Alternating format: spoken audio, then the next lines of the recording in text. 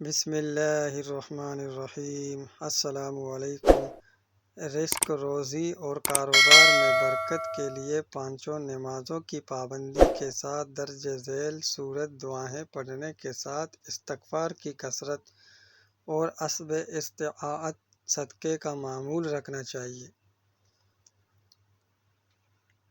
Number 1، حضرت عبداللہ ابن مسعود رضی اللہ تعالیٰ عنہ سے روایت ہے کہ رسول کریم صلی اللہ علیہ وسلم نے فرمایا، جو شخص رات میں سورہ واقعہ پڑھتا ہے وہ کبھی بھی فاقہ کی حالت کو نہیں پہنچتا۔ حضرت عبداللہ ابن مسعود رضی اللہ تعالیٰ عنہ اپنی صاحبزادیوں کو حکم دیا کرتے تھے کہ وہ ہر رات میں یہ سورت پڑھا کریں۔ حضرت ابو ہریرہ رضی اللہ تعالیٰ عنہ فرماتے ہیں، ایک روز میں رسول کریم صلی اللہ علیہ وسلم کے ساتھ باہر نکلا، اس طرح کہ میرا ہاتھ آپ کے ہاتھ میں تھا۔ آپ کا گزر ایک ایسے شخص پر ہوا جو بہت شکستہ حال اور پریشان تھا۔ آپ صلی اللہ علیہ وسلم نے پوچھا کہ تمہارا یہ حال کیسے ہو گیا؟ اس شخص نے عرض کیا کہ بیماری اور تنگ دستی نے یہ حال کر دیا۔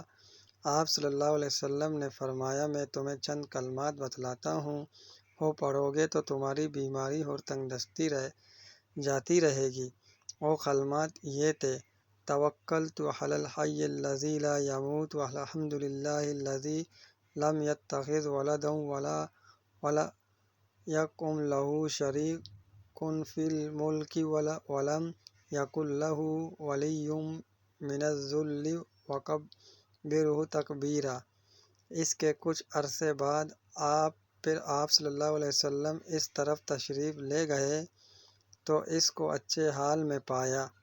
آپ صلی اللہ علیہ وسلم نے خوشی کا اظہار فرمایا۔